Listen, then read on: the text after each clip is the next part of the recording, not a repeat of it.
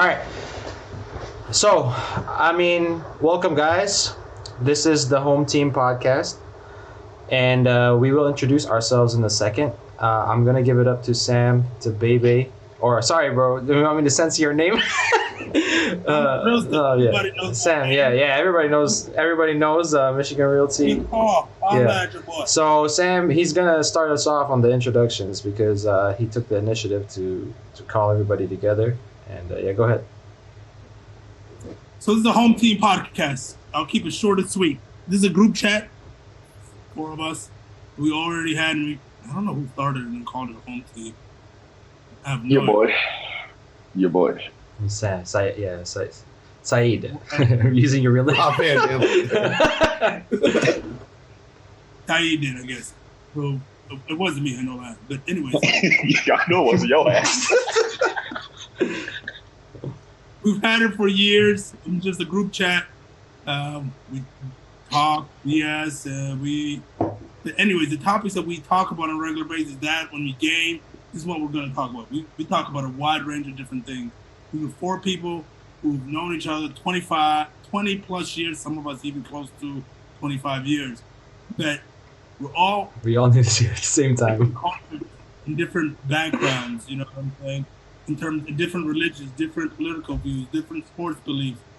But we all talk to each other and respect each other because all 4 of us, I know from the bottom of my heart, that these 3 guys all want to help people and they want to make an impact, not just in their family, but in their communities, and not just people they know, to the people that are less privileged than we are. I just know that. So it doesn't matter if we don't agree politically. It doesn't matter we have different approaches and how we get there. I respect their opinion and I listen. So our mission for this podcast is so that we can exemplify civil discussion, civil discord, which our world is missing. I'm not saying copy us because we have 20 years to get to know each other, but we can at least listen to somebody communist like Eve and somebody who's a far right like me. That's crazy. That's facts. That's facts. So let's get into intros. I'll start it off. My name is Samuel Tababa. I don't care if you know my last name. I'm in right now. I was born in Ethiopia. I'm a shot baby. And then I grew up in East Lansing, Michigan. I guess we all grew up in East Lansing, Michigan. But yeah, that's me. Education level, I guess that should be right. My boss might be questioned. I got a master's degree. Hey, that's it, baby, right there. Sports administration, an undergrad degree in geology. That's it. I mean, I got young sister. Peace. Well, JD, Saeed, you want to go next or what? I got you, man. I got you, brother. Or go ahead, JD. Go ahead. No, you got it. Yo, all right. So my name is Azam Heather. I'm from East Lansing, Michigan, as you may have already figured that part out. But I was born in Lahore, Pakistan, way back in the day, and then migrated over here like Napoleon had done many years ago, and decided to stay here. But Napoleon never was that not Napoleon? Who am I talking about? No, Christopher Columbus. Hey, as you can see, history is definitely not one of my strong suits. I believe in rewriting your own history. That's one of the biggest things in podcasts I'm going to talk about is making sure, right, like you don't let your history define you, right? And I think this platform for me is going to be essentially one of those things where obviously I'm not saying I'm the most experienced motherfucker on the planet. Neither one of us are at that point, right? But like Sam had mentioned, us 4 friends have known each other for 20 years from different backgrounds. I mean, look at us, bro. We look like a bag of Skittles right now with the amount of colors we have on the screen. But the point is, right, whatever somebody is going through out there, take away something from us. Because at the end of the day, my philosophy is this. If I could change one person's life before I go, that's a successful life on my end, right? And I hope to achieve that during this podcast and to share my experiences, share my endeavors, I guess you can call it, to really establish this relationship between myself and people out there that may be going through very similar things but don't know how to get out of it. But yeah, man. So that being said, like again, my name is Azam. This is gonna be a hell of a time getting to know everybody. All right. Yeah, I'm John. Obviously from East Lansing, like we all are. Did my undergrad in Wisconsin. Spent some time down in St. Louis, and I'm back in Michigan. 2 of us still here. Shout out to Sam too. But yeah, like I'm really excited, man. I think that society now is like, we have some community issues, right? I feel like there's, it's pretty divisive out there, and I look forward to using this platform to try to bring people together. Let's do it. Nice, nice. Okay, so I'll introduce myself. My name is Ibrahim Wasti, but people call me Easy Breezy E. You can follow me on YouTube at Easy E. You can follow me on Twitter at The Realist Easy. I teach at a university college that's like higher than community college, but below university. My life goal, other than like my career and family, is to publish a book. Yes. Okay. Yeah. So if I can, before I die, publish a book, that would be a huge accomplishment for me. So let's do it. I'm ready to get talking about world issues, and yeah, that's it for me, man. You'll know more about me as we talk. Rowling. Shout out to J.K. Rowling, the anti-trans. So yeah, so fuck J.K. Rowling. Damn, bro. Hey, that's a different thing we're gonna have to talk about. Why Harry Potter got canceled for no reason? Because there was no reason. They're still making Harry Potters. Like, they just came out with the game. They just came out with the game, but bro, it looks amazing. Hey, yo. But I don't know, man. We might have to snag it, brother. The trans community telling me I should boycott, so I don't know, man. We'll see. Hey, like my boy Harry said, Abracadabra. Damn, man, nah. See, we can't. Okay. I am an ally. I just want to get that out there, despite my friends. Whoa. We're all allies. I just don't need to have it shoved down my throat. Is all I'm saying. That's it. You know what I'm saying? Like. Oh. Dude, what? Huge pause. Okay. And for anybody that didn't know, I am married also. So if you suspect, please don't. Okay. I ain't got a beard or anything. All right. Let's move on. So the first couple topics will always be, in every week that we do this, will always be current events and stuff that's popping around in our global world in terms of that. We are global individuals in this podcast. So I'll let Azam start it off. Is shooting in Cali, I think it is? Yes, sir. Actually, let me pull this up just so that way we get this correct there, man. But essentially, the first thing I want to talk about is just the rampant gun violence, I guess you could call it, right? Across, especially in the United States, across the world. But I feel like in a place where it is highlighted so frequently, right? Over here, I mean, think about it. Every other day, you turn the TV on, you turn Yahoo News on. If you're still looking at Yahoo News, the first thing that pops up is a shooting that occurred here, school shooting that occurred here, 6-year-old shoots a teacher. In this latest string of accidents, we have a shooting. I believe was it in LA or was it in Cali somewhere? But it was during the Chinese New Year, and some guy walked in and shot up 10 people. Let me pull this up here. Where to go? All right, so it says 5. Okay, there we go. So this is from Reuters. All right. This internet ever goes through.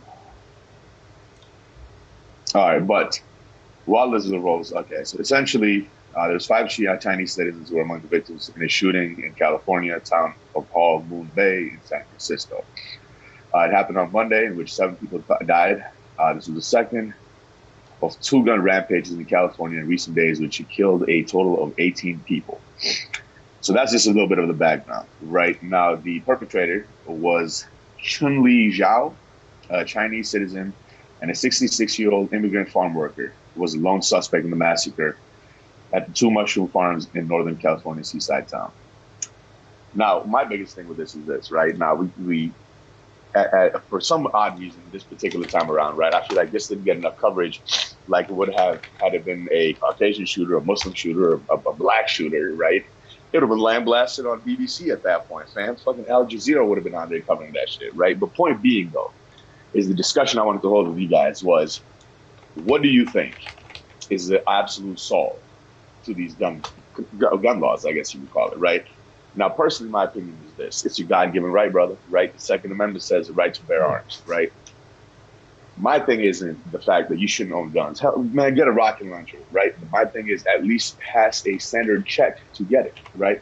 If I know, for example, that you have a tendency of beating your child on a daily basis, right? Why the fuck are you getting a handgun, right? If I know that you have been a perpetrator of a string of armed robberies, right? And use a banana at that point, giving you a real gun is probably not the solution, right? My biggest thing is, hell yeah, have guns, right? You can't, as America, we cannot take guns away, and that's a simple fact, right? Taking your guns away is the main reason why this whole back and forth between the left and right keeps happening, right? And the point being, though, is to attack it by solely taking guns away. That's never going to work, right? Because, I mean, yes, let's be honest. What happens if there's a zombie apocalypse? You're going to shoot them with staplers? Hell no, right? You're gonna need an AR-15, brother. You can't shoot them with a BB gun. Right? What if there's some reason that you get attacked by a mob of people? What you gonna do, to splash them with waters? No, you're gonna need to fight back. And for that matter, I believe, right, we should have the right to bear arms. But we need to have a contingency plan in play to where we have proper checks before these morons are able to get these guns, right? Because that's half the issue, is who allowed these people to get a gun? Now, I'm not saying I have the jurisdiction, right? I can't tell you it has to be a collective effort on our government's part to watch out for our people, right? If Joe Schmo here, who looks like he is a school shooter, is able to walk into a gun store and get a gun, right? That's literally the issue, right? I feel like personally. Then who should get guns then? Then who should get guns? If you want the right to bear background check. And what is that? What does that check look like? Because right now we have like a self-disclosure, right, where they ask exactly. You, like, well, that's the thing. Are you right? dangerous? Hold on. Mental issues. And the guy goes no, and then they hand him the gun. You know? Exactly. And dude, we were in a trench coat with like freaking neck bracelets that cover up all the way his ears, right? I ain't giving that dude a gun. Are you kidding me? Here, my view is like this. Right? My view is like this. Go ahead. It needs to be incremental. We can't just ban guns tomorrow, right? 'Cause that would be ridiculous, and it wouldn't even be feasible. Yeah. But think of it like this: when you're 14 years old, right, and you turn 15, turn 16, and you want to start driving, what do you have to do? Get a driver's You have license. to get a driver's license, and it's hard to get a driver's license, especially for a teenager. Right, I mean, you got to pass a test. You have to pass the test. Hey, you have to pass the test. I failed my first time. I didn't fail. Me and Dan, we did it together. That shit was quick and easy. But I mean, my point is this: you need to have a certain amount of hours. You need to have a certain amount of skill, and you have to pass the test. And just those three things, like for guns, right? You should have a certain amount of hours practicing to use the gun, like in front of someone who is a certified teacher or whatever. You need to pass the safety test, right? And you have to pass certain things and get properly certified, rather than it just being a free for all, like in some states right now. And before we move on, I do want to let's talk about that right, also to bear arms, right? I'm expanding it a little bit. I want to just read the Second Amendment for you guys. Yeah, I just want to read the Second context. Amendment. Yeah. They made the rules of what they were going to do. This was second on their list, right? Yeah. So we know the framers have a pretty high priority. Threat still looms. The threat still looms. Just because the Queen died doesn't mean that they're not ready for change. Hold on. All right. Queen died. So it's the Second Amendment is a well-regulated militia being necessary to the security of a free state, the right of the people to keep and bear arms shall not be infringed. Okay. A well-regulated militia being necessary to the security of a free state, the right of the people to keep and bear arms shall not be infringed. So, there's two parts to this. One is, of course, the right to bear arms shall not be infringed. But there's a first part that says, a well-regulated militia. Now, ask yourselves, how many of everybody that owns a firearm in the United States, what percentage of them are in a well-regulated militia? No, I think that's referencing like our right to have a military, like state military, right?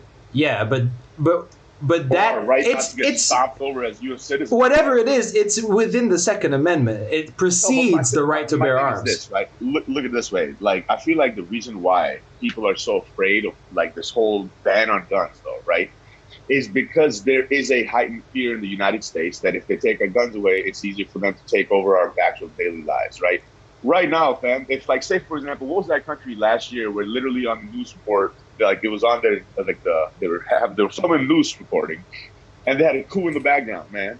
Right? I guarantee you what, if those people had AR-15s in their households, man, their military would never had a coup and never had taken over. Okay, let me put it the other way. All right, if in what other country in the world do you have to worry about sending your kids to school and not get shot? Have you? No other. All right, fine. No, first of all, no, not Laos. Laos is the wrong country to talk about, but but I'm talking about a developed country. There's only the United States. Probably fucking Siberia and Russia, fan. Like, I mean, no, there's no. All right, when's the last time you heard about a mass shooting in Russia, bro? In a school? Exactly. You never will. You never will. Because it doesn't happen. There's Russian control news, dude. All right, fine. Canada, Australia, United Kingdom, whatever. Man, Canada runs off of our military. We have enough guns to where Canada knows that no matter what happens across the border, we're safe because they got enough guns over there, right? There's a reason why Canadians. Our military has nothing to do with citizens having guns. Well, no, I'm saying our citizens included, fam. Think about it. If Canada gets invaded, I'm walking across the border to save their ass. What's up, baby? I'll disagree. The reason that First Amendment happened was because our military was Second Amendment. Whatever. The reason that happened was because the military at that time was just individuals like you and me, in terms of that. And they had guns, and that was at that time. In terms of that. But anyways. Yeah, just to be clear, this was late 1700s. Just to be clear, what kind of guns they had? They had muskets. Okay, they didn't have semi-automatic weapons. They didn't have bazookas. Yeah, but those people weren't thinking 300 years ahead. Like these people with fucking machine guns. If you're getting robbed, are you gonna be like chip cheerio, put them up, and then fucking start filling your musket in, bro? Hell no. You pull out a goddamn. Are you suggesting that? No, I'm not saying we should go back to muskets. I'm saying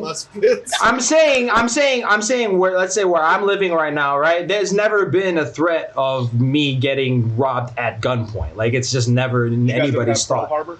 Did you guys ever have 9/11? Hell no, man. That's why. All right, once you know that doesn't even make sense. What you do is you defend yourself, bro. That's all I'm saying. Right? If Pearl Harbor didn't happen, we probably wouldn't be here. If British didn't try to screw us, that's not true. 1776. We always had the right to bear arms. Well, yeah, 1776 when the British tried to take over us, man. And they're trying to give us their shitty tea. First of all, that's a side topic, but how does a country go around the world looking for spices yet have the most blandest food in 2023? That is some straight horseshit right there. All right. Then we can talk about the England versus France later on. Oh, it's just England. England versus who? I want to make a couple points in terms of that. First of all, our condolences to the victims that absolutely, brother. have been identified. Bing, Chang, I'm not going to pronounce all your names because I don't want to brutalize them. Jimison, Zhang, Lu, Louis, and these are all older people. I think the youngest one being 43, and the person that killed them, Q, whatever you want to say, but was 74. And say at least he had mental illnesses in terms of that. He really doesn't know what he was doing. Anything. Yeah. So most of these shootings, at least mass shootings, most of them all claim mental health. I wouldn't be surprised if that was part of it in terms of that. And then of course there are some racial motivated situations too in terms of that. But in Michigan, most people that have guns in Michigan, they don't use it because defense. Their argument is, I want to go hunt. I'm going to. Yeah. I mean, most people for sure. If you're just in the whole country, yeah. Exactly. And when it comes to school shootings, it's usually the family's weapon. It's not like a kid. There's a couple that are 18-year-olds that end up getting a gun. Yeah, well, most of the time it's an unsecured firearm that a child gets a hold of. Exactly. Yeah. It says the moment you have a gun in the house that includes a risk of death of a gun, whatever. Of course, the moment I have a machete knife, the accident of a machete. So, though, in my opinion, it doesn't matter. But most of my opinions is that we live in a free world. In my opinion, America is the freest in terms of a lot of things that you can do, which means that people make some bad choices. You, in a capitalist society, you'll pay for the bad choices that you make. Yep. You do that. If you don't raise your kids well, your kids are going to pay for it at the end of the day. If you don't secure your guns well, your kids are going to pay for it. So, in majority of the cases, it comes down. I believe that at least I agree. Though all of us can agree, you shouldn't be able to just walk up and get a gun. There should be a vesting period in terms of, is this guy worth? Like, if I have to go through TSA and wait 2 hours just to get on a plane, it's because they're vetting me. The least they can do is do a 2 hour search in terms of who he is. And there are state laws like that. Some states require, like a cooling off period, 3, 4, 5 days, things like that. Even though one of the last shootings, he bought one, and then he wanted an automatic, which required a vesting period, and then he bought one the next day, and was 18 and went up and shot the whole thing. So that's a tough situations. But it's really not though, right? Because here, look at the statistics. It is. What is the solution though? Hold on. Hold on. Listen. Okay. Statistics. 2020. Okay. In 2020, 20,138 deaths came from fire-related or firearm-related deaths, right? That's just an estimate, right? Yep. In that same year, okay, 102,188 people estimated died from diabetes. Why the fuck are we not closing down McDonald's? Why are we not closing down all the sugar? Why are we not doing all that? Well, okay, first of all, when someone has diabetes because they chose to eat unhealthily. When No. Hold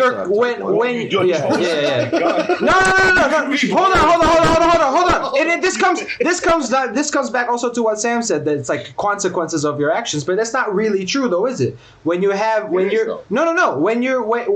there's a school shooting or shooting in a gay club or shooting at a concert, most of the people that died is not the results of their own actions. They're victims. They're victims. Most of these. It's a result of the actions of one person. So these innocent people never did anything wrong. Could have been avoided because these people are already on the radar for all these like FBI, CIA, and all these people already seeing that this person's going to do it, right? But not necessarily. Sometimes there are warning signs. No, that's not right. But I'm saying for majority of the time that happens, right? They already know it. Like I don't know about how majority. I don't know about how it's a majority of the time. Most of the time, you don't know. They buy the gun yesterday and they shoot the people tomorrow. You know why you don't know? Because other people don't have guns. I'm just saying. Right? I mean, the thing is, like, as long as we want to live in America where the people have the right to bear arms, we also have to live with the fact that we might get shot at Walmart tomorrow. Like, that's just the way it is. Yeah, which is why you got to get a CCL. I'll be ready for that motherfucker. Price of freedom, baby. You thought that you could have as long as we're all like into Walmart's about to get shot. As long as we all realize that, like, then okay. I mean, it is what it is. We all love the Western movies, right? Have you ever seen a dude in a Western movie to talk about gun violence? Like, hey, we don't all love the Western movies. Western movies, they're just shooting the brown people. You never liked Justin, what is that, 310 to Yuma? That's such a good movie. I know, that's one of the best movies. Russell Crowe! He's my third guy! You know what they don't talk about in that is gun control. Why? Because everybody pops off each other as it. No, not Russell Crowe. Christian Bale, man. The fact that we're trying to impede on freedoms, right? If you look at a country like London, right? Can you imagine getting stabbed by a butter knife? Fam, shoot me in the fucking face. They have a knife problem in London. They have a knife problem in London. Think about that, right? But if those people had guns, they would be double the deaths. Easier death, baby. That's what I'm saying. I don't know about easier, man. So you guys say it's not even the gun, right? You act like these. It'd be a knife. It'd be a machete. Yeah. You act like these people got perfect aim, like they're gonna hit you in the head. Okay. Anyway. All right. So there's a lot of time on this, but I just want to say. That wasn't Saeed's original question. Saeed's original question is, then we'll go to the next topic after this, and let's go around and get your answer, quick answer. Saeed's original question was, how come when it was an Asian American killing Asian people, it was not really on the news, okay, and not as much as the other races? So I think one, people don't really be caring about Asian people as much. Okay, and number two, there's no agenda. There's no agenda. Like, let's say if it's a Muslim dude, they can't claim. It's you can get clicks by just writing terrorism. Or if it's if it's a racist guy, you'll get clicks by saying this is a Nazi. Or you can But if it's an Asian dude killing Asian people, it's kind of like cops killing African Americans. Like it's just like, oh, it's just another cop killing black people. Like that happens every day. Yeah. Pause on that. Pause on. Yeah, that's what I'm saying. Like it's like people don't be caring. It's news though. Cops killing blacks. It gets news years later. Like, it does now get news, but like before the past couple years, it was like nobody cared. But no, Sam, to that point, right? Like what happened to Memphis? That's a different topic. That's a different topic. That is a different topic. Right. But the same thing though. The coverage. I'm talking about the coverage aspect, right? Asian versus Asian. Yeah, I didn't know about this until you brought it up in our. My point exactly. It was. I think it was mentioned I read you. Yeah. And that's the thing, right? Like, I feel like at a certain point in time, it becomes so like, it becomes okay, right? And then it all falls to, well, gun control. And it's like, okay, man, why are we always so hell-bent on taking freedoms away, right? Like, you never, I mean, if you're saying bring in the right cause, right? Like, if you're talking about doing it the right way isn't to go impede on people's freedom. There's a reason why the United States of America is the United States of America, is because the freedoms that we have been blessed with, right? And one of those freedoms is our God-given right to bear arms. Now, if you come in and tell me that you can't do that anymore, right? At that point, obviously, I'm going to be mad. And I'm not talking about just gun control. I'm talking about with any freedom, right? Like, say, for example, you had the right to bear drugs, and they're trying to take my drugs away. I'd be mad as shit, too, because that's my right to do it, man. Recognize it. Time to legalize it. Yeah, but, highway to the gate. All right, Sam and John. One question to go around with you, but yeah. The Matrix, I can't say anything about Asians killing Asians in terms of that. It should at least get coverage because of the uniqueness of the situation, which is not many Asian gun violence against Asian gun violence. It doesn't go against the Asian hate narrative. The last one I remember is Virginia Tech. But Virginia, that's more of a student on student. And that was we were in high school still. Yeah. In terms of that. So, I mean, I agree with Top G on that. And this is when the Matrix does not have a story to tell, so it's hard for it to get covered. But I want to ask you guys one question. So, are you guys pro gun with restriction? Say, hold on. Restriction? Say, you still there? Oh, okay, all right. Yeah, I'm still here. I just got to move my location right quick because pro guns? Are you guys pro guns with restrictions, or are you full on gun control? Aussie style. For me, pro guns with restrictions. A little bit more than what we have. I don't know. Maybe a psych valve, but I haven't thought too much about it. But a little bit more. It should be more universal than it is now. That's what I'm saying. So pro gun with restrictions, a little bit more. And I don't mean like have a file, whatever, but I'm like, dude, man, you got to go to a doctor to get a weed card. You know what I'm saying? Yeah. And if they can run my credit report to buy a goddamn car, it shouldn't take me less time to buy a goddamn gun. That's all I'm saying. JD, you got any thoughts on that? We need to be reasonable when we talk about these restrictions, right? Otherwise, we might end up like a state like New York, right, where it's like you have to justify, like a lot of those things to get a license to walk in. You have to justify it. I don't believe that that's the government's role. I mean, I believe that there's a good middle ground, right, but between being overly cautious. Okay, so hold on. Let me answer Sam really quick though, and answer John. But I think with New York is, I think there's an aspect of like tourism. Then there's a lot of people from non-Americans that are in certain places that I think like for the betterment of the country, you don't want these people getting shot. Like, so there's certain areas. Yeah, I hear you, but like, and then New York's big, I get the unique situation surrounding it, but like, all I'm saying is if we implement like a federal rule to change the way, like to change the questionnaire or whatever that you're doing to get a firearm, that we need to be cognizant of that line, right? Because like it's real easy for a government to start justifying taking it away, right? And then it becomes like, oh, like the moment that you have to justify like why do you need a gun? Like they're asking like, like it's like, okay, at that point, is that really your role? Like, who's also, the people in power change all the time, right? Now, before I started interjecting, No, wait. John, one more statistic. One more statistic I got to throw in. Okay. Yeah.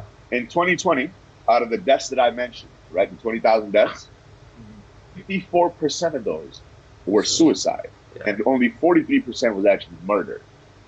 Only 43. So, how many people is that? And how many more people is that than the second country? That's like 9,000, right? Yeah. And how many? And that's probably 9,000 more than other countries. That's fine. But how many freedoms? Very shocking. How many freedoms do those other countries have? How many freedoms does the country number 2 come in? Number 3 come in? Right? Like, there's a reason why. What are you talking about? You act like the people, countries in Europe got no freedoms.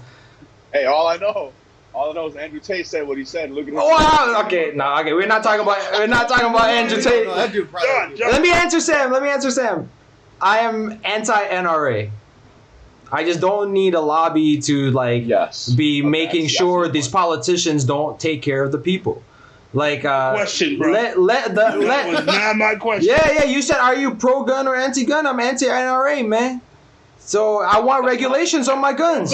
Pro-gun with restriction or no gun? Yeah, anti-NRA, which means that if there was no NRA, then there would be restrictions. But I support the right to bear arms. So it's the Second Amendment. What do you want me to do? I just wanted to hear it from the horse's mouth. Like, if you don't want to guns with restrictions, just like I've always guns restrictions. I'm just saying, so if you don't like that, you gotta move out. That's pretty vague, though, right? Like, nobody wants to say ban guns. Nobody wants to say, there's certain people out there that what want are those guns. restrictions that are reasonable that will? I agree with John. Hey, I'll settle that. I'll settle that right now. If you Or look like do a we school believe shooter, in you don't get a gun, bro. That's it. What? If you look like you would shoot somebody, be realistic. you don't get a gun. This is what I'm talking about. That's power, and someone like Shai goes, not you. Hey, put me in, coach. Okay, put me in, coach. Nah. I'll be waiting at the gun stop. Come here, bro. Let me look at you. No, you gotta be realistic. You look like a school shooter, don't you? Wrap it up. Let's wrap it up. Yeah, we've been on this topic for almost 30 minutes. So I'm gonna start the next topic because I got the link. All right, let's see this. So I'm changing the screen. Okay. I hope this works. You're not gonna give no feedback about it? About what? The next topic. I am, yeah. We start with right here. Fired Tennessee cop who had sex with her colleagues claims she was in an open relationship, but stunned her park ranger husband when he saw her kissing a colleague's wife. I think we all know about this, but I just want to show you the dime piece we are working with here. I'm gonna get canceled, but this is her. Okay. She. Female shaming? Are you female shaming right now? A patrol officer, Megan Hall, was fired last month for engaging in a sexual relationship with multiple men on the Laverne police force. This is one of the men. Oh, this is her husband. That's her husband. This is her husband. That's the guy who's not getting fucked. Yeah, this is her husband. No, he is. No, he's getting fucked. He is, but That's definitely the cook. Yes, this is unfortunate. Unfortunate to my brother, but he was just he believed in people. He believed in the good people. So here is one of the adulterers. Is that Dana White? That dude's never gonna be able to trust somebody. Yeah, and then this is the second adulterer. Okay, Is that Dana White? This is the third adulterer. This is the fourth adulterer, and she got caught. She got caught. Not racist. She got caught because the husband saw her making out with one of these people's wives, I think, and then she. Yeah, that's not why she got caught though. That happened it's not? years before. Oh, She okay. got the police force. She got caught on camera, bro, going in and banging all these dudes. The wild thing is the guy, the original guy that started the investigation, the one that reported her to. Oh yeah, there was management, Yep. was also fired. Like he was Wow. told management, like, hey, look into this. Like some bad shit's happening. They pulled all the phone records and they're like, bro, guess what? Like you're also fired. Hey, you got Bro got jealous. He got jealous. Yeah, he wasn't one of them. Hey, no, but He was one No, of he them. was. He was one like of the the guy people who that reported. podcast. Oh shit! For real? Yeah. Oh. Dude, I think, Yeah, there was 8. Yeah, 7 or 8 or something. Yeah. and But two no, got- see, hold on. The two got issue is that suspended. the issue isn't the fact that she's a cop, right? The issue is the fact that this type of shit is why the world needs Andrew Tate, bro, right? Because if you look at the message right The now, world doesn't need Andrew Tate. Andrew Tate is a rapist. no, hold on. Hey, don't make false accusations. That's right true. Hey, innocent until proven guilty, brother. Not in Romania. Not in Romania. Hold on. Now I'm not saying I'm an Andrew Tate supporter. Let me Okay. get that very clear. You What mean I'm the saying Andrew Tates of the world? Sure. Andrew Tate to the world, right? Now the issue is, right, in this particular situation, fuck the woman, right? Look at the husband who's been in this relationship for how many years, right? Who's given her trust and everything, only to find out you've been getting gangbanged by half the goddamn police department, right? Now, am I sitting here like happy about the fact that my taxpayers went to this bum over here banging her fucking coworkers? Probably not, right? But it's nothing wrong moralistically, but the game changes when you find out she's married. Right? Yeah. God forbid if this was a man, right? That man would have been crucified on the fucking misogynistic, as a misogynistic pig. And everybody was like, this is why we need feminism, right? This is why we need all this crap. What did this poor bastard do to that woman, man? Where she had to go and get gangbanged by 8 of her fucking colleagues, only to come back and kiss her with that same mouth. That's fucked up. You didn't have to say that. That put me the wrong way. That's fucked up. He wants to still stay with her though. Let's just keep it real. What? He wants to No still way. Nah, there's no way you're. That's crazy. He wants to still stay That's with her. crazy. So, I mean, maybe They he were likes in that an type of open shit. relationship. No, I'm But pretty sure they filed for divorce. She said they were in an open Last time I relationship. checked it, they were. He said he didn't even know about it. Is what the article said. Yeah, The issue but is the that- open relationship is one thing. But even if you're in an open relationship, you need to tell your husband who you're having sex with. No, then you're not in a relationship at that point. If one party's in an open You just live relationship and the together. other party doesn't know, Yeah, you just live together, you're not in a roommates. relationship. Exactly, and like it disgusts me because in a time like this, right, where like I'm not saying that men are victims or if women are victims. I'm just saying in this type of relationship, whether it be a man or whether it be a woman, fam, the amount of trust this just shatters, the amount of reality this just shatters for some people, right? That's very well why you have situations like these gun violence, man. Because guess what? When you find out your whole reality is just bullshit and you don't even know what the fuck is going on in your own household, you're going to crack. And at that point, this is a police officer. Her husband's already a ranger, right? I mean, think about it. Thank God my man is mentally all there. And So what would you do? What would you do if you were him? I'd walk away and act like that bitch never existed in my life. What would you do? You guys, the other guys. That's what I do. I'd fight for every dime that she has in divorce for. Oh, yeah. All right, yeah, that's probably what I would do too. Shoot, we all will get cheated on at one point in life, but so it's hard to say. But I'm walking away. I'm keeping my head high. I'm infinite. But it'll be hard to live the rest of your life known to be you. It would be. Would you Yeah, get? that's Would gotta be you? Would you? difficult. Would you get married again? But no. Hell yeah. Probably hell not. Yeah, I would. This would Yeah, not- I don't know if I that's the would. thing, though, right? If that That's the happened. issue that I'm trying to get to. It's that if you were not all there, yeah, you would get married again. But why the fuck would I let this bum impact my life, right? Being like, I'm not saying that I get cheated on every day, but I'm saying if I were to, right, why would you even look in that direction again, right? That's done. Do you take the shit out of the toilet to put it away? No, you flush that shit down the drain and you can move on with your life. And that's what my man needs to do right now. And that's what any man in that relationship, in that situation would do, right? You find out your girl's cheating on you, cool. Guess what? On to bigger things. Granted, are you going to be hurt? Fuck yeah. It's going to take you a couple of years to get over it, possibly. So in this case, it probably takes this poor bastard a decade to get over it. But the point being is, this is just a little hiccup, baby, right? Where, so what? Where was this? Where was this again? This is in Virginia. I Tennessee, believe. Nashville. Virginia. I didn't want to go. Tennessee. I think this is another example of sense. why we need to do a better job of vetting our police, right? Like, Oh yeah. or monitoring them. Like they have body cams on there saying that they were fucking when they were at work. Now I know they. No, hold on. Why is this an issue? Hold on. Let John talk. Let John talk. Yeah. No, I'm trying to get something to John's point, though, right? Like, I'm bringing it directly to him, right? Why does it matter that they're fucking because they're cops? That shouldn't matter. No, because at all. hey, this should be on. This No. should work. No, you can't be doing that at work. If my Nah. smoking weed on the clock or doing some shit I'm not supposed to be, I'd be in trouble, right? Yeah, It's not yeah, even like. It's just the fact that like we hand them a gun and all these like abilities that take people's personal freedoms away, but we don't monitor them at all. Like, How does that work? You know, like they're just out here doing whatever. I mean, Nah, they need to put inherently wrong. Let John talk. Yeah, you're right. They need to put security cameras in the.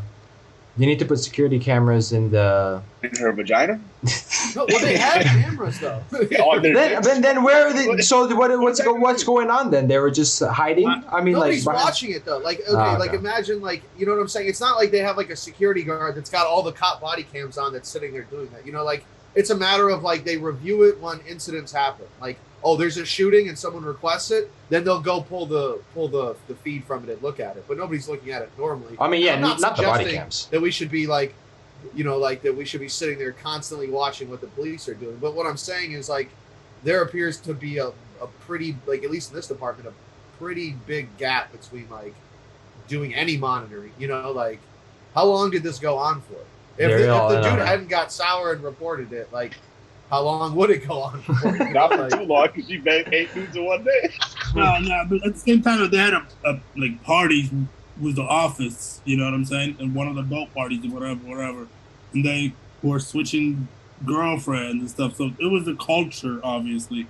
In healthcare, and this is my point in terms of that, there's no police. In healthcare, there's preventative measures before they have to cough up the big thing for surgery.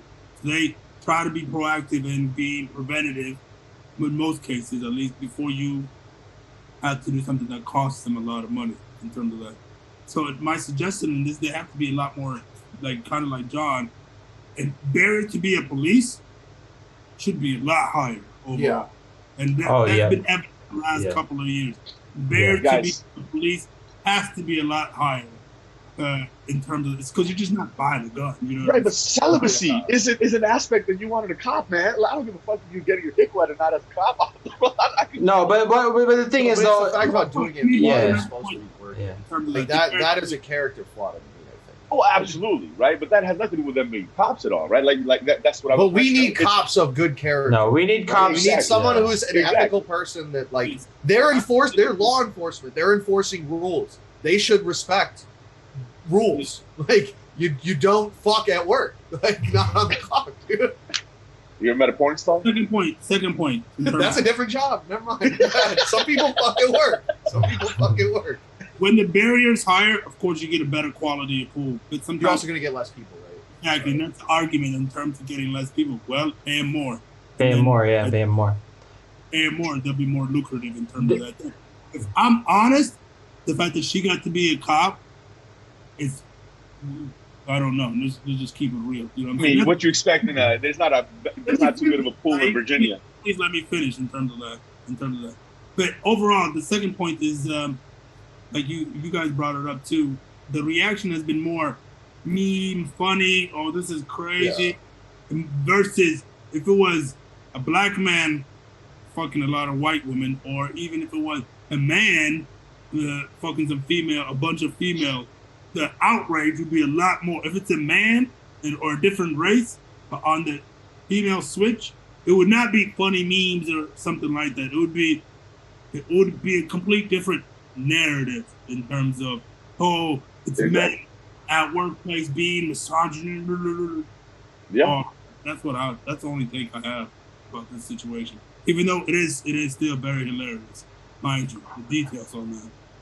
I think you two hit it right on the head, like, and it goes into the bigger problem with police is like the problems of police training, police culture, how they're supposed to diffuse situations, but they tend to escalate situations, and also,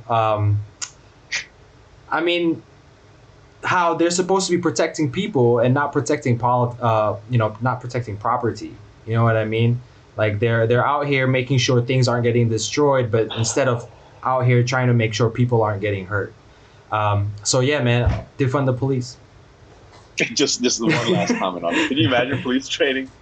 First rule of police training: keep your dick in your pants, woman. All right. I got safety. So everything else. The next topic is Sam's topic. I want to play the video first, Sam, before I let you start it. Yeah. I am, no, but if you can play it, that'll be better. Yeah, I'll play it really quick. Hold up.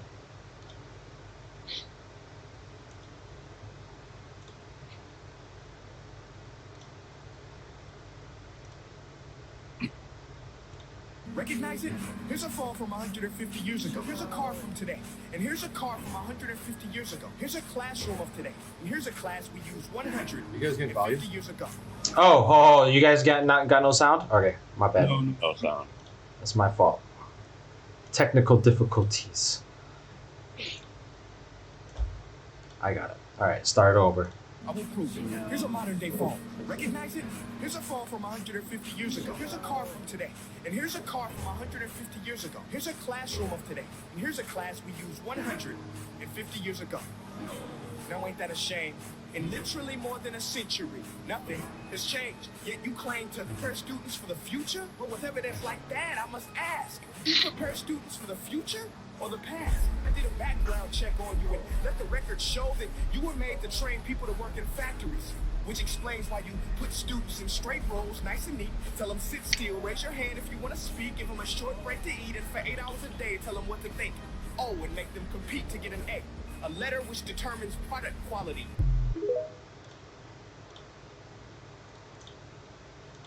So, in that topic, it's pretty straightforward in terms of how things have changed in schooling or the current school in the U.S., but some places are pretty much similar, but has not changed. I mean, if you want to talk about back in the day, Harvard was one of the few schools out there. People went to high school, graduated high school, went to college in Harvard. That same system has been 100, 200 years, has been around, which is funny to think in terms of that. Yeah, maybe it's not broken, not fix it, whatever, but I think it's broken now because it's not made to encompass a big population now.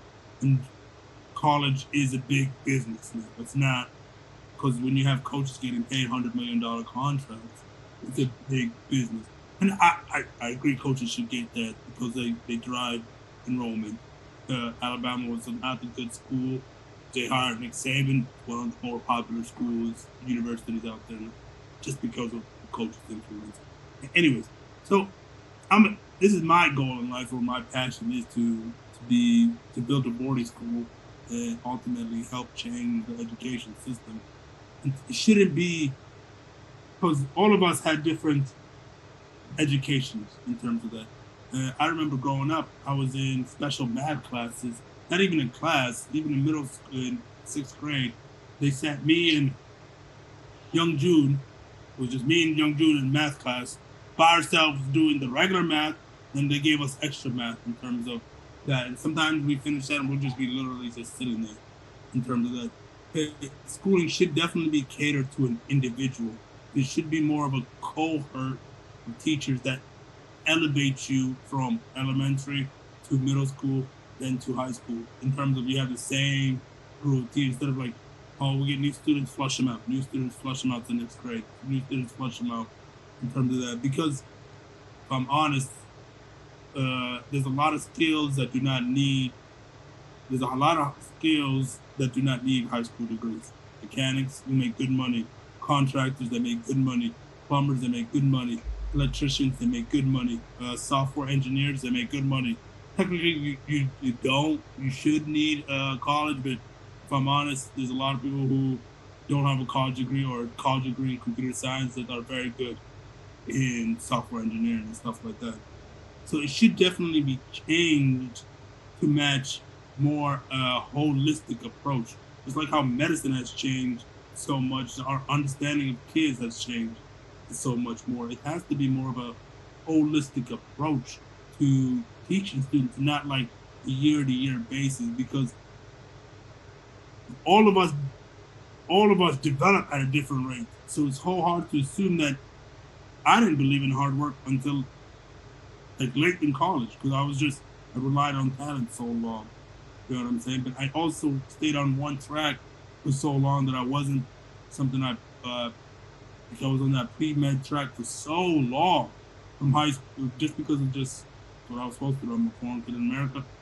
I'm going to be a doctor. Right? That was just the track for me for so long, even though I had no passion in it at all in terms of that. And so, I mean, it's definitely the topic that I'm very passionate about, but there has to be a change. It has to be a fundamental change. It can't be And I don't mind even the test, but the test shouldn't be for everybody because some people are not going to college and they shouldn't go to college in terms of that. And if you really cared about the kids going to college, you should be in and out of college in 2 years with the amount of basic classes that you can take. There's no way a community college you can't take community college stuff in high school. There's no way. You know what I'm saying? Those classes are not that much harder. You can just take your prereqs and go to college for 2 years and boom, you're out. But it's not set up that way right now because of the money, in my opinion. Yeah, I think there's a lot of gen ed classes that are required to, like you said, keep that money flowing, keep you in there for 4 years, and get those federal funds in, right? Yeah. I think I'll go last on this because I do work I teach and I work in education, and so maybe I'll let Saeed, if you want something to say. I got a couple of things to say. Go ahead. So first things first, right? To a point that Sam brought in, right? There's a lot of things in school that are, I feel like, highly unnecessary. Point being, right? If you look at the Pythagoras theorem, I have never fucking used that outside of high school, brother. Never in my fucking life have I ever used the Pythagoras theorem or PEMDAS or anything like that, right? Maybe I'll use it to teach my daughter when she comes in for some math, but personally in my work line, I've never used it before. But you know what I was never taught? How to do taxes. Because guess what? Not only is the government not going to tell you how much you owe, but then you're going to have to pay them. And if you don't pay them, your ass goes to jail. That type of information I could have used at 31. I did not need to know what the fucking Pythagoras theorem was back in 16 or 17 because that has no real world condemnation, bro. You know what I mean? Like a lot of the times in school, and like that's what Sam brought a good point as well, and so did the person in the video, it's very cookie cutter, right? If you look at from high school all the way to college, unless you're specialized in med school, you become a scientist or engineer, whatever it may be, right? Like, I have an economics degree, right? You know what I don't do in life? Look at supply and demand curves on a daily basis, right? But more importantly, that's my second part, right? I personally believe that like college-wise, right? Personally, unless you're getting one of those degrees where it's specialization, I think a degree just shows your employer that this person is mature enough to show up to classes on their own accord, to sit down in front of the teacher, and to actually give a damn about where they are to make a difference, right? That's all that 4 years worth of degree is going to show you, especially in the economics case, fam. I work in logistics and management, right? You know how much economy you have to study on a daily basis into there? Zero, right? But that degree showed them that they could trust me to show up to work, give a damn about what I'm doing, and then go home only to do it again, right? Now, if we're trying to change the whole outlook of what the basic economics is and how everybody goes to work on a daily basis, that's a different topic altogether. But point being, though, yes, it's very cookie cutter. But at the same time, I think when it comes down to your personal growth in life, personal growth and work-related stuff, that's going to be all up to you, right? However you want to make of it, right? If it took me 7 years to graduate college, because I dropped out twice, I didn't really give a damn. But then as soon as you realize, oh shit, okay, it's really not much about like giving a damn, but just showing up and paying attention, that's what changes for me, right? And like the same thing Sam mentioned, right? We're learning about that hard work later on. But as a professional now, working, not 9 to 5, but being able to work in a professional setting, I think my college degree does come in a useful way of making me realize, like, okay, I'm doing this for my own accord, and I have to do this for my own betterment. And that's what my thoughts are. Okay. Yeah, I think Saeed hit the nail on the head with like some of like how they value like school. A lot of the time is about obedience, not intelligence, right? It's about like the guy who does all the homework, turns in everything, and gets like C's on his exams. Tends to do a little bit better than if you miss a couple of assignments, right? That could be the difference between getting like an A, a B, and a C. And I think that's something that I'd like to see changed. Yeah. Okay. I So go ahead. Before you, in terms of that, and I just didn't mean like screw college. You don't need college anymore in terms of that, but just to that 7 years in terms of that you took, you could have been exploring different things that could have gave you more of a right. You could have got that anywhere but college. So you know what I'm saying? Exactly. In terms until you were ready and cultivated in terms of that. Yeah. Until your growth. And I don't mean you don't need college because, like I said, there's some things that college does give you: leadership skills and communication skills social skills, dealing with people in different cultures, which are invaluable in terms of life skills. And we also went to just like high school where we built that being able to talk to a diverse group of people, which is not the same even in colleges, because it's not even as diverse in some cases, especially economically in terms of that too. So I don't want to bash colleges, just to let you know. No, just to add on to that, that's not what I was referring to at all. I'm just talking about you should elevate a lot of jobs which are very high paid versus you could easily be an electrician. Nobody tells you that and make $100K easily. You can be a welder. A BMW mechanic makes $130,000 a year right now, man. Yeah, but you can get marketing skills in high school and then be a great marketer in terms of. But these aren't sought after jobs, like you said. No, but the way that video says they're training you to be in a factory setting, not to be a business owner or run your own business. Sorry to cut you off though. That's exactly what I was talking about earlier, right? Like it's for example, like it took me 7 years, but the reason why I went back is because I started working professionally, right? Once you started working professionally, then you start realizing, oh shit, all college is really making me do is really embellish on these certain set of skills like you just mentioned, right? Being able to talk to people from different perspectives across the board, right? And that's something that either you're going to learn in college or you're going to learn in a professional setting. And like Sam brought up, right? Why not learn that in college, high school? So that way, when you're in the workforce, you're not having to sit there and be like, oh shit, I actually got to talk to people now. Thank you. Okay. All right, Eve, where you at? All right. So I mean, you guys all hit it on the head, hit the nail on the head. But I kind of just want to give another perspective on things. So back to the video. To be honest, I don't like the video. I agree with everything you guys are saying, and I agree with the message of the video. I just think the video is kind of corny. Like, it's like, what did the pen look like 50 years ago? Like, it looked like a pen. It still works, you know. What does a wheel look like 50 years ago? But anyway, that's besides the point. The education system is failing. Let's just be clear on that. It's not working for most people, okay? Especially in Malaysia, you would think they don't do it like they do in America, but it's actually worse. And it comes down to, it's not that it's not even at the college level. Okay, I think in college, you're an adult, so you have to be responsible. Like, you have to learn how to get things done. It's not so much. It's like Saeed said. It's not so much in remembering information, because nowadays in the information age, you don't need to do that. So it's about how do you mature, time management, can you complete this set of objectives? It's more about building character. So college is out, okay? So I don't even want to talk about college so much. Some people, it takes 4 years. Some people, it takes 7 years. Some people, it takes 3 years, right? Graduate early, get out of there, right? So that's just the personal thing. The real failure is happening in elementary school and middle school and high school. That's where the real failure is happening. Because when I see it a lot, I see people with good grades come into my university, but they don't perform.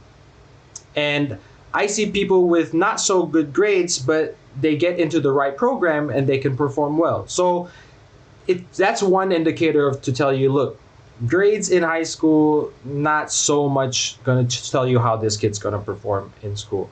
Secondly, just the level where the students need to be, it's just they're not ready to actually do college. Like, the more people, I see a lot more students that sort of succeed better when they go into, like, in our university, we also have the 2-year degree to diploma.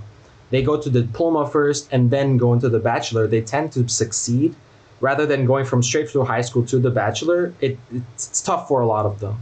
Okay, so I think that, and also in my personal experience, at telling a kid at 16, 17, 18 that you need to have your life planned out right then and choose and invest so much and get into debt or whatever and make that tough choice. It's a crazy thing to ask the youth to do, especially when they're not prepared for it. especially when half the time what you're doing in high school and middle school and elementary school is just learning things you won't use really. Okay, because Said, the reason they do that, you know why they make you do things you're not going to use later on in life? Because the government isn't trying to cater to everybody. They're just weeding people out who won't be the best. Exactly. So only the people will get straight A's. They'll put them in the best schools and make them successful people. But everybody else, you just figure it out. And that's why they make you do those things. They're just weeding people out early. Yeah. Okay? Mm-hmm. So I think that Sam is right. You guys are all right. Things need to change, but they need to change early. I don't know what it is. I never taught in elementary school.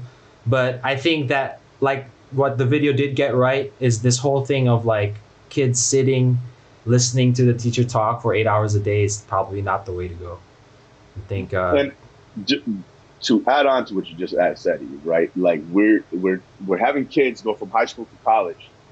Someone who has to raise. I mean, I'll give you a personal. So remember Maseka in fucking senior year, bro? I remember 2 years before graduation, she would let me go to the bathroom, so I raised my hand. Mm-hmm. 2 days later, I was supposed to show up to class on my own accord, go to class if I wanted to, study if I wanted to.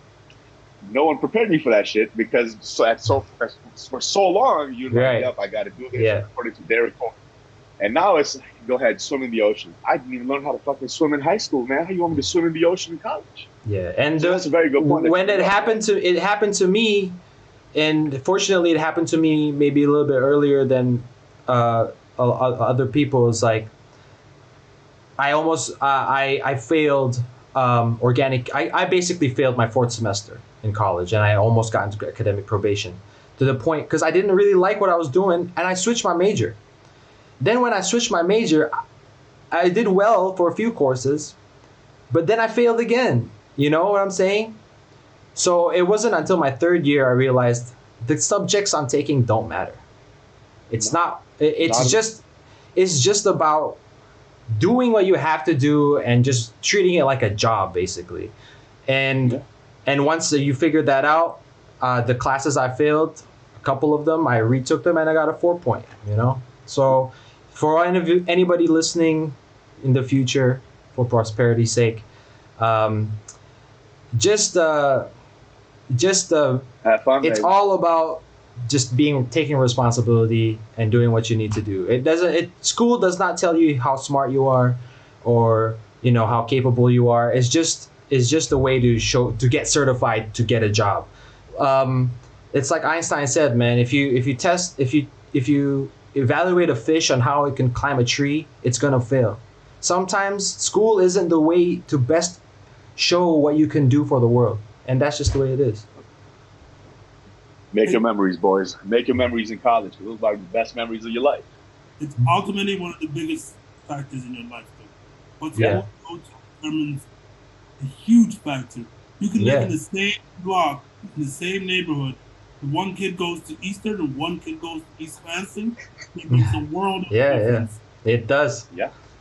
What he's exposed. Shout out to Tony. What he's Tony. Tony was, but he grew up with us, so at the end of the day. Yeah. What school you go to, what habits, who's your friends.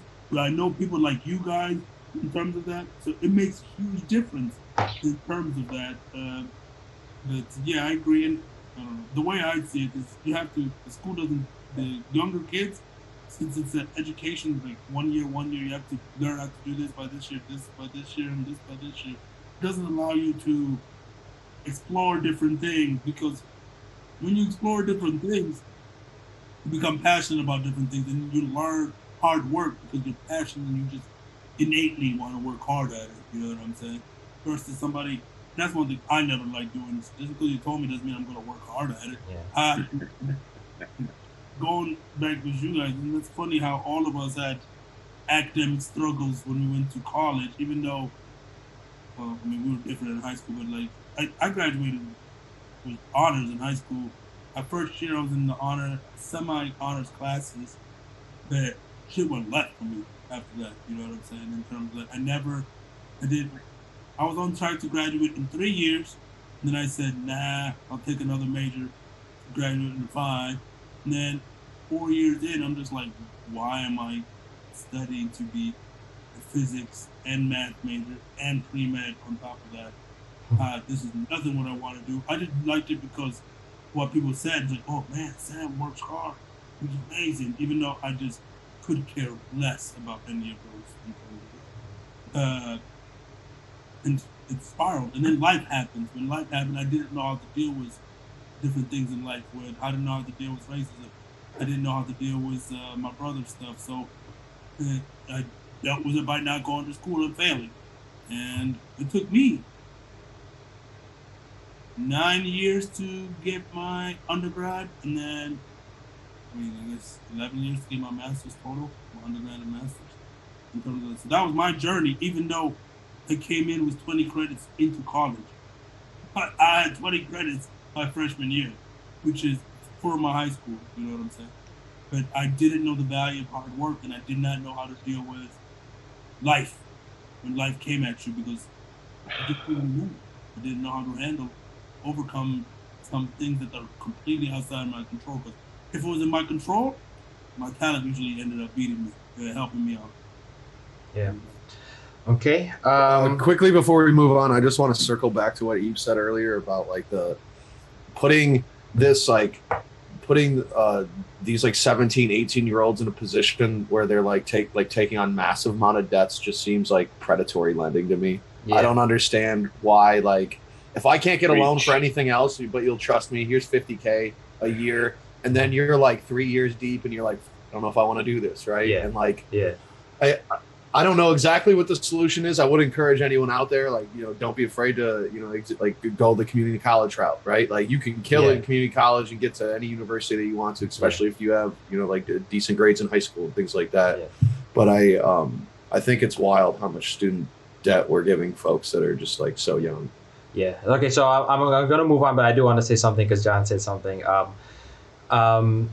Yes, if you are not from a well-to-do family, really consider community college, because what I've learned is that what school you go to, it doesn't change anything about the education you get. Really, it depends on your professors.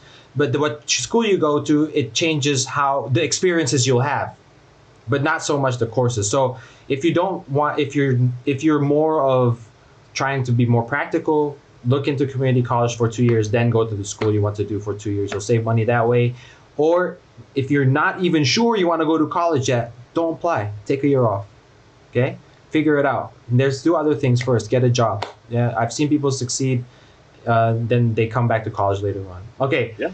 So, and since we've all sort of talked negatively, I do want to say there are many jobs that do need people to do well in college, like engineers and lawyers and things like that, and doctors. Right. So, and if you know what you want to do since you're 16 and that's the route you take, good for you and congratulations. You're set, and I really respect people like you guys. But it took me a while to realize that I'm more of a practical person, and research is something I like to do, and then also writing and stuff. So it took me a while. Okay, so the next topic is, I don't know what it is, so I have to look it up. ChatGPT. So I want to pose a question. What is ChatGPT? ChatGPT is an AI-based. Wait, what? It's GPT. Get that shit. Oh, ChatGPT. ChatGPT. Yeah. Before we move on, also, sorry, JD. The podcast has been going for an hour and 12 minutes, so we'll do this topic and then maybe a lighter topic at the end quickly. And yeah. But do you guys want to do a different topic? No. We can talk ChatGPT. Let's do it. GDP. GPD. See, Saeed's econ's coming right now. It's like memories coming back. My influence has no bounds, brother. All right, so ChatGPT is just like a really cool example of like the future of tech. Like, okay, we're all this machine learning going on. It's gathering. I mean, the data. I think the database is set in 2021, so it doesn't have like up to date current the most current stuff, but just the uses that people have on it are absolutely wild. Like you can use it to diagnose like software errors and stuff, and it's not 100% on point. So it definitely requires like some human interaction in order to make the product like good depending on what you're asking it to do. But I feel like there's a big fear, especially in the educational community and like in law school. There's a lot of professors that are like, you know, worried about it. Like, it's like, you know, you get a new technology that comes out and people honestly are just always fearful. Okay, you know? fearful of what? I'm like, how would you utilize it, and like, why would that make your professors scared of things? Oh, because I mean, you could go on there and just preface it. Hey, I'm a law student. I'm writing a paper on, you know, X, whatever it is. It'll write it. Like, oh, for real? Does it cost money? On what you... No, right now it's currently free. Shit. Don't tell my students. Yeah. I mean, it is absolutely nuts. Like, and there's people using it for all different types of things, right? Like, obviously there's the you know, academic honesty issue. That I think that's what professors and things are worried about. Yeah, that's what I would be worried because about. Because you know, it takes out some of that work. But it's honestly a great research tool. If you don't use, like, it's like any technology, like, it can be used for bad. Google, you know, like, before people were on the internet, I'm sure someone was worried that people would go on to Google and just copy like scholarly papers and, you know, turn it. Yeah.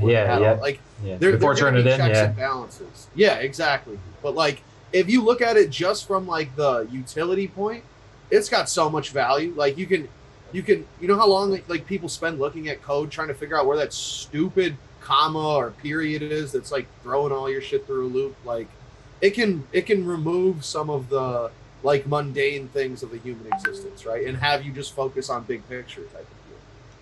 I mean, I guess one way to that's my bad. I guess one way to fight that, in terms of academic honesty, is like, if you're really afraid of it, just have the students do a blue book test, man. Old school with pencil. Yeah, exactly. I mean, just have them do it in person live. It'll cite for you though too. It'll cite right in APA, with cited with sources, whatever. It'll cite everything for you. But can you play that video I just posted in the chat in terms of that? So, okay, you sent 2 links, so I don't know. Oops. One's a Zoom link. One that was a mistake. The one okay, hold on. the copy and paste. The YouTube video. Yeah. Let me share it with you guys. Hold on. Who I'm talking about. Any music coming on, I'll have to like censor it later on, just by the way, just letting you know. Yeah, that's fine. Because if not, we'll get striked. You guys see the screen? Oh, I need to, sorry.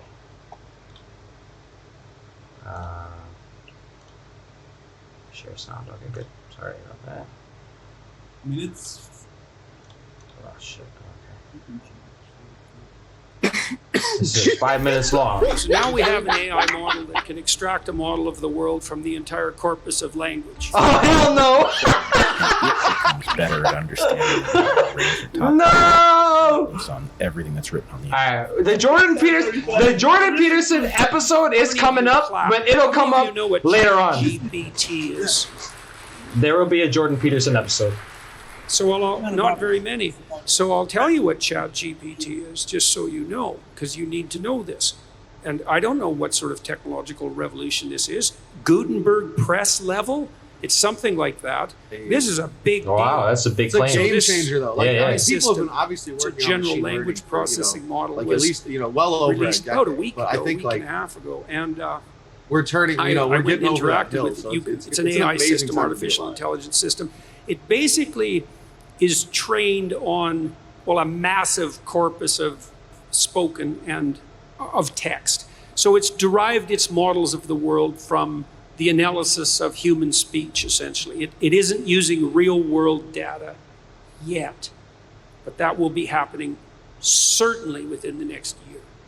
So, and ChatGPT analyzes a very large corpus of text, and that corpus is growing all the time.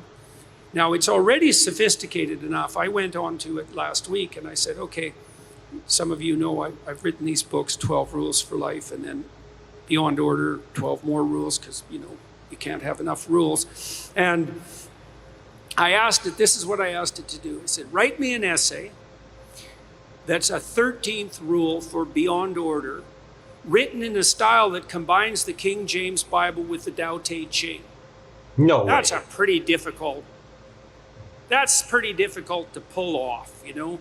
Any one of those things is hard. The intersection of all three, that's impossible. Well, it wrote it in about 3 seconds, 4 pages long, and it isn't obvious to me, for better or worse, that I would be able to tell that I didn't write it. Right. And okay, and that's pretty impressive, although, maybe not its relationship to what I've written, but the fact that it could do that grammatically perfectly, right? And quite impressive philosophically. I also had it write an essay on the intersection between the Taoist version of ethical morality and the ethics that are outlined in the Sermon on the Mount, which it just nailed, got that dead right, brilliant. Again, it took it about 3 seconds.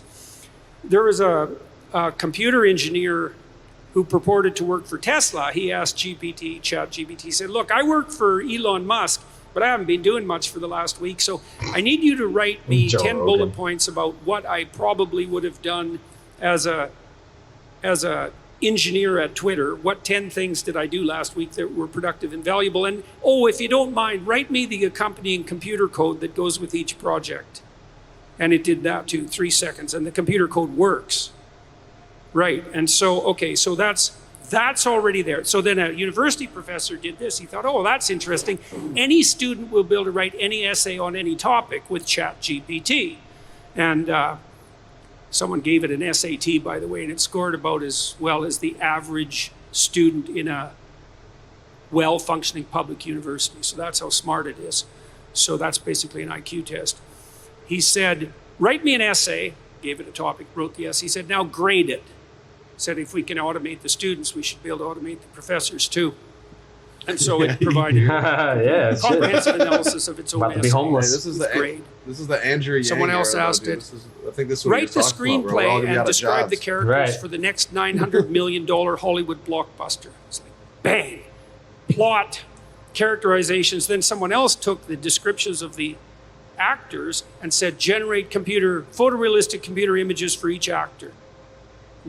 And all the AI systems could do that. So I'm going to tell you what's going to happen next. This is going to happen this year. So get ready. Okay, so now we have an AI model that can extract a model of the world from the entire corpus of language. All right, and it's smarter than you. And it's going to be a hell of a lot smarter than you in 2 years. So you can get ready for that too. But it's not that smart yet because it's just a humanities professor at the moment. It doesn't test its That's fucked up to say. linguistic knowledge against the real world. That's what a scientist does, right? You come up with a theory that's linguistically predicated, and then you throw it against the world and see if it sticks. And then the world tells you whether or not your linguistic construction is valid. But the new AI systems will be able to extract out patterns from the world itself, from images and so forth, and then be able to test their linguistic constructions against the world, and so they'll practice just like scientists. And the most advanced models are going to use text and image and action as well, because they'll be able to model human action. And so, and all of that's going to come down the pipes. That was Age of Ultron. That was. Hang on to your hats, ladies and gentlemen, because what did my friend Jonathan Pajot say? Giants are going to walk the earth once more. And we're going to live through that. Maybe. Okay, so we've all found ourselves in conversation and felt. The thing is like I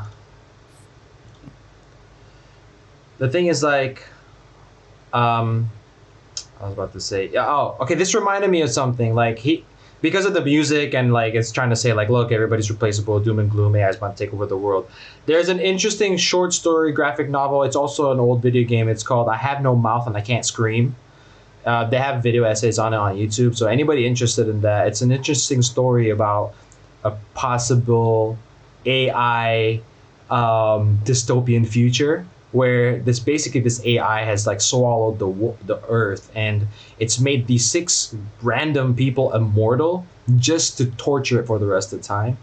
So it's a crazy short story. There's a graphic novel as well. It's like available. Yeah, I mean, like you don't have to read it, but there's videos on YouTube about it. It's really interesting, and it does make you think. And that this is what this reminded me. It's like the beginning of like how an AI can take over the world eventually. On the positive side of that, though, let's say, because we keep looking at things through a capitalistic lens. Oh, it's like, oh no, we can't contribute to the world anymore, so how am I going to earn money? Well, maybe we don't have to earn money anymore to live. Like, maybe the robots can do everything for us, and we can just fucking do whatever we want. Like, but of course, there's, the way the world, the system, this capitalist society, it's like, oh, if you're not productive, you're better off dead. It's like. Mm-hmm. Yeah, that software stuff is really, really interesting. Like, Saeed's little brother Raza was telling me about this the other day. Like, it's soon enough, once they have the business version out, you'll be able to, like, if you're calling somebody to try to develop some software, they'll be able to give you a demo before that call's over. That's crazy. Like, you're sitting there trying to figure it out. All you have, that's wild. So what's going to happen to all the startup, these startup, I think they can scale faster. I think it gives them, I think it gives smaller businesses a better chance to compete. Sure, yeah, sure. If you're going to have to use it, you no longer need 80 software engineers on salary, right? Like, if you have a vision, it's all about who has the vision. Like, you don't have to do the grunt work. You'll have one person led companies, like, you know what I mean? Damn, tech companies led by, imagine that. Then it's gonna also there's a big issue this past year about overworked special VFX engineers by Marvel, like making them work 80-hour weeks, and they're like super exhausted on deadlines. But like, if fucking ChatGPT can do that, GPT can do that, and get rid of like half of these special effects artists, because they can render it on AI code and shit. Like, that solves that problem right there. And those people will be out of jobs. See, my only concern, actually, and I answered this concern as well, right? Now, I'll get, for example, college papers, right? The research that you do behind it to write that paper, you learn a lot of stuff in doing that research, right? And that type of information you're not going to learn until you do that type of research. But now the caveat to that, though, is if this does the research for you, and if you don't read it, then you're a moron, right? But if you're able to read what it writes and able to conduct your own, you're able to gather your own thoughts from it and break down those thoughts into your own accord, right? Then hell yeah, this is a tool that would work. Yeah, because traditionally, go ahead. Yeah, my bad. No, but at the same time, no, you get, man. All I wanted to say was if it promotes, and it's going to promote it, that laziness, right? It's going to promote that aspect of, well, shit, I could just have this do it for me. And then you have that kind of nation where people are not going to utilize it for their own benefit, but they're just going to do it to be like, yeah, well, I got it down there, so fuck it, I don't got to worry about it. And then you have these just straight dummies that look smart as shit on paper, but then you go have a conversation with them, and you're like, yo, hold up, man, you don't know anything that you wrote your own, did you? Like, you have no idea how this stuff derived, where this information derived from. So I guess it could be a double-edged sword, but if used correctly, fam, Optimus Prime going to be here sooner than later, I'll tell you that. Yeah, definitely it's a double-edged sword, because I'm looking at it through the lens of like academia. Like, this is probably one of the reasons your professors are either excited about it or not excited, like afraid of it. Because like, imagine if you want to publish, right? Academia is about publishing, so it's part of your productivity. So if you want to publish, usually you'd have to review all the old papers. So you can even publish just reviews of of the papers before, right? But now the bot can do that for you. So if the bot can do that for you, you can think of it in two ways. One, well, that sucks because now it's something that people used to have to do. It can do it, right? Or number two, it can summarize all the primary sources in that specific topic for you in 3 seconds. You don't have to wait for the expert to write it and publish it anymore. You can do it yourself. And you can become a quasi-expert of sorts, or if you're a student trying to become an expert, you can figure out everything. You can learn everything, just from that. So, and I think Sam had a really great point earlier, right? If it does cite resources for you, at that point, fam, you don't have to spend the time going through somebody's whole academic study that they've done, that they spent 4 years writing at, like, PhD, exactly. Right? It'll read that whole thesis of 500 pages for you and get that information that entails directly to what you're studying. Yeah. Yeah. And ultimately, we all agree that this is, like, when the internet came and how things morphed and changed, that's what I think about this in terms of the impact it will have on society as a whole. jobs were literally created and some jobs were literally lost because of the internet, in terms of automation, in terms of all of that aspects. Creativity now will be paid at a premium. Because so far, like a marketing job, that's the first thing people will start cutting. Marketing, and because your marketing job is creating something that somebody else already created and copying it to your business.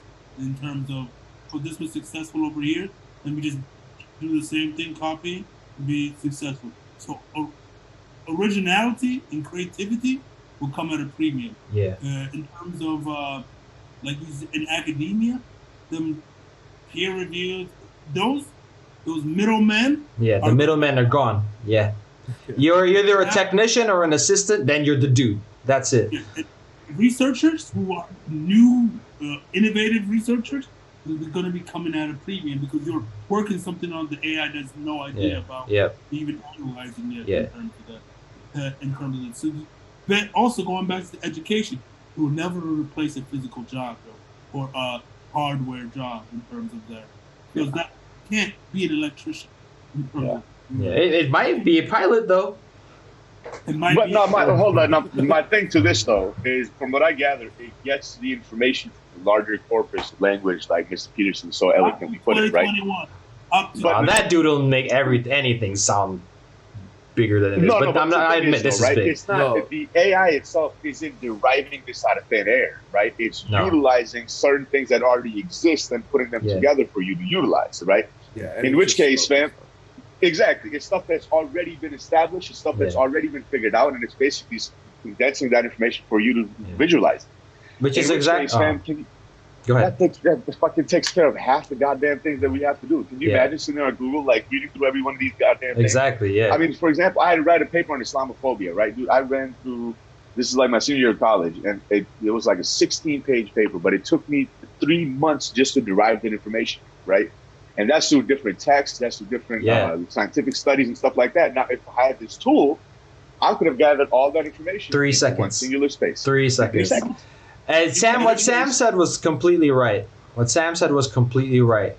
Innovation is going to be the most valuable thing, because it's not just about being creative. It's like you have to make something completely new, because if you're an artist, you've seen the AI arts, right? And artists are mad, like, well, AI art is not real art. Yeah, it might not be real art, but I can just use that instead of pay you for my marketing campaign.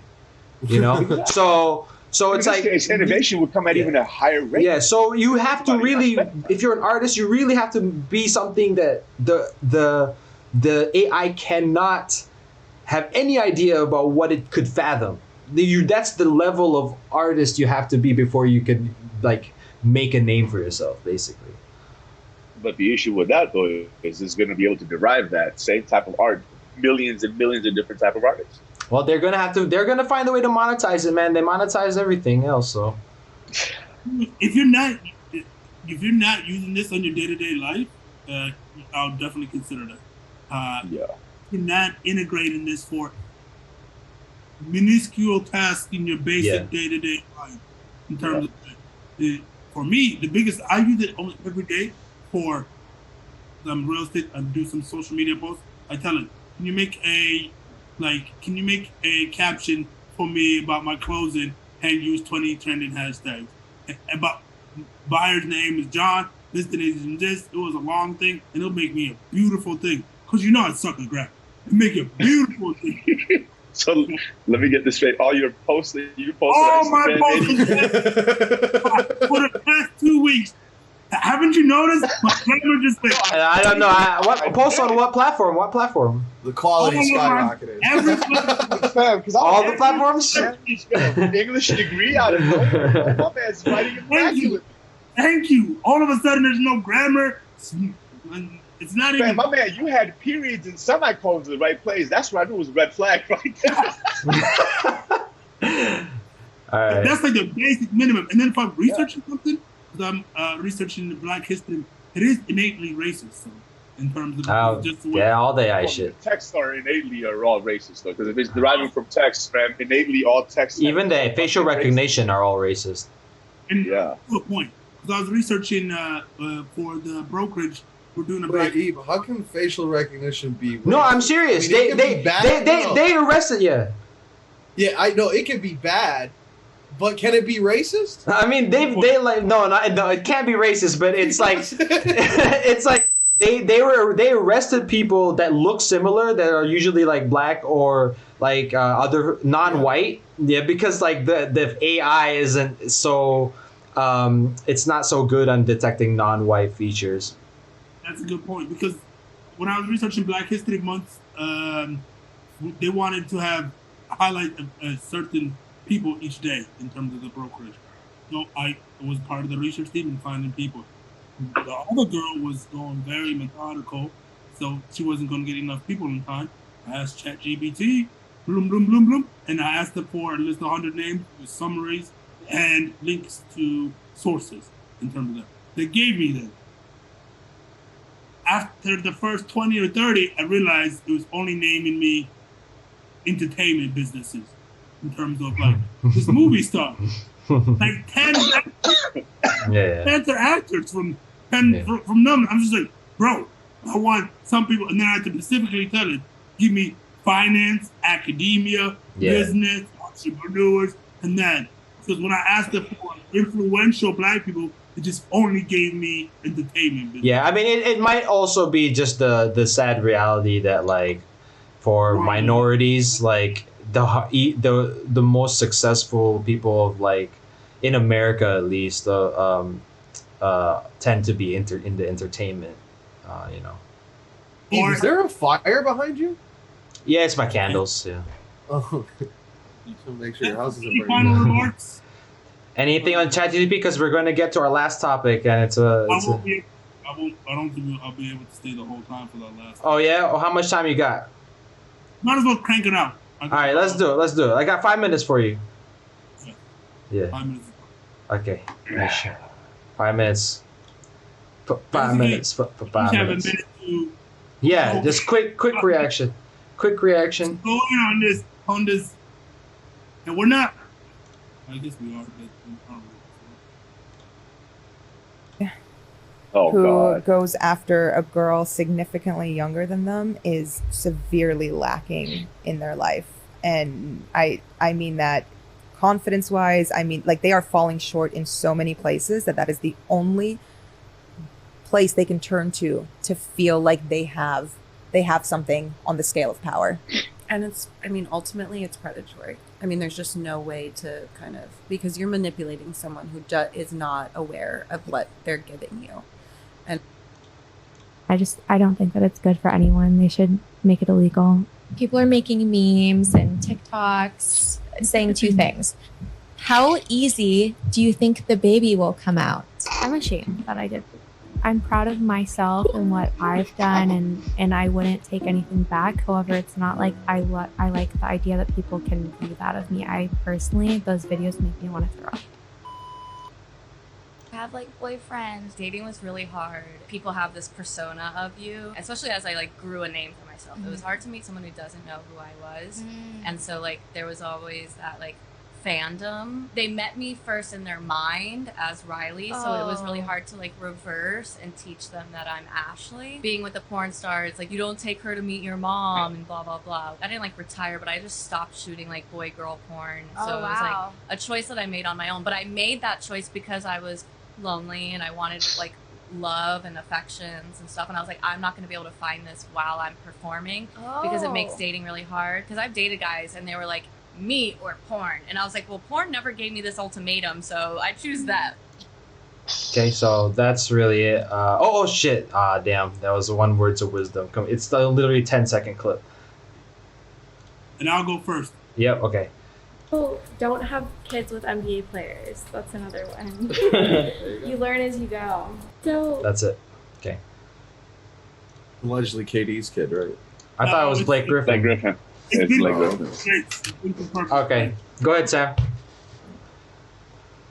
If those people in their podcast can get that many likes and views, and you have not liked or subscribed, They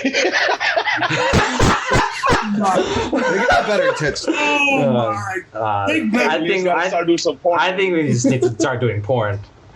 Make that's better choices, bro. Make better choices. If you have not liked and subscribed to us, by now, at the end of the day. Second take, yeah, I've made mistakes in my 20s that I'm not proud of, fundamentally in terms of that. Even up to 25, I was still making a lot of mistakes that I'm not proud of in terms of that. And it goes back to that education system talk that we talked about, how when we're young, I wouldn't blame in terms of my troubles. I used to blame it on racism. I used to blame it on growing up in a very protected, diverse neighborhood. I used to blame it on me, how people treated me and stuff like that. Ultimately, I'm responsible for how I reacted in terms of, I'm responsible for what I did in terms of that. I can't blame it on age and recklessness because I can't blame it because of my social economy. Because I'm responsible for it and I'm reaping the rewards, or I'm reaping the regrets in terms of that. And that's life. That's a harsh reality of life in terms of that. I don't mind them speaking about it, to be honest, because then they're preaching to other people, hopefully not to get that. But at the same time, they're preaching with a big bag on it. Right. You don't hear the stories from the people who are the darker stories of girls that didn't make it. They don't get to make a podcast and talk about it. In terms of there's many more girls that were nowhere near. They're the 1%ers in terms of the industry. Yeah. They can have the platform and say, "Oh, it's so hard for me." I'm not diminishing their pain and the struggle and the scar that they have, but and I'm not saying that the money cures it all, but they're the success stories of the porn industry in terms of that. There's a lot more. I would like to hear people who, just so they know, like if they're giving you a warning as a young lady, there's a lot more that that went way worse for them in terms of that. But you live with your choices. I'm a firm believer. I live with my choices. I have to deal with it. You know what I'm saying? I have fundamentally lived with my choices. Okay. Who's next? 60 seconds. That's my take. I'll go first. Okay. If I had to, if I had to think about it, if I had to switch my regrets, I would switch with theirs and get that big ass platform. Yeah. No, I mean, but really though, no, maybe not. But like, the thing is, like, just if you see Lana Rhoades' other content, it's all about. Most of it is about her time in the industry and it's all about like sex and things like that. So she's still leveraging on that to make money now, right? And on the Mia Khalifa thing, I don't know, man. It's interesting to see what your guys' take on that, but I think that might take more time, so I'm not really going to comment too much on it. I think if you're past 18, I guess you're an adult. I mean, it is what it is, right? Unless you want to change the age of like the legal age to 24, right? Because like what she's saying, when your brain's undeveloped. Because what she's saying is like basically, young women are stupid, even though they're adults. Which I don't think that's you can generalize that like that, you know. So yeah. Anyway, you guys. I know when I was young, I was stupid. Yeah, I mean, we're all stupid. Yeah, hell yeah. Let's be honest. But don't take away my right. If I'm there. Yeah. Like we've all beaten our dicks in Mia Khalifa, right? Let's be very honest. Yeah. Did I want to hear her give me feedback? Probably not, right? I could care less. But at the end of the day, sex work is a real profession, right? And it is, yeah, exactly. Right? If they could share what they are facing and the horrendous conditions they might have faced, by all means, right? I definitely have my sympathy. But my biggest thing, though, right, is obviously at this point in time, would they be considered role models? I don't know, right? Like that's really hard for me to say. And that's not really for me to judge either, right? Because it's one of those things where it's a very controversial topic, right? Like obviously they're human beings. They've made decisions in life that may have impacted them one way or another. And for them to share their experiences, right, by all means, it's something that we should listen to. But to totally disregard it is wrong on our behalf, right? Obviously, if I was in that industry and I came out and people were like, oh, well, you're nothing more than that, by all means, I signed up for that, right? So example, if I went and I I mooned somebody at the NFL game while running on the field, right? I wouldn't take that as a badge of honor because I chose to do that, right? Nobody forced me to do that. In this particular case, I hope to God nobody forced them to do that either. But the bigger issue comes out to be, from a personal standpoint, is like, obviously when you bite that bullet, there comes consequences, right? And in particular cases like these, right, like for all 3 videos that we just saw, man, their lives are marred for what they've done, right? Is that fair on them? By all means, no, it's not, right? Everybody has the opportunity to change. The only issue with their cases is that we could all see their buttholes on any website that we want. And at that point, it makes the conversation very hard. Okay. And it makes it very hard to take them seriously at that point. And I'm not saying that's right. I'm saying that's the wrong part. That's the wrong part, but it's unfortunate. It's unfortunate. Exactly. It is, yeah. Like, we don't want to, but like, it's just human brain, right? Exactly. Because if I'm seeing me a policeman, right, you know what I'm not thinking of? Oh man, I wonder what the hell the next thing's coming out of her mouth. Damn. Nah, okay. I don't know if this part will stay. Anyway, John, we gotta go. Sam, I feel bad for Sam. Go ahead. Yeah, man, I don't have much of a take on this. I mean, it's like, it depends on how you look at it. I think that there's a lot to unpack there, right? Like, would it be different if we were talking about male porn stars? Like, if they came out and made a podcast, it shouldn't be. It shouldn't be. It shouldn't. But I would argue that they probably wouldn't be like they wouldn't be scrutinized as much. They wouldn't be looked on badly, you know. Absolutely. But yeah, I mean, I wouldn't call him a role model, but it also, you know, like, yeah, I don't really have. I think that's maybe misogynistic or whatever you call it, but it's hard. We're not role models. We're influencers. Just get that shit right. Hey, peace out. Sam, wait.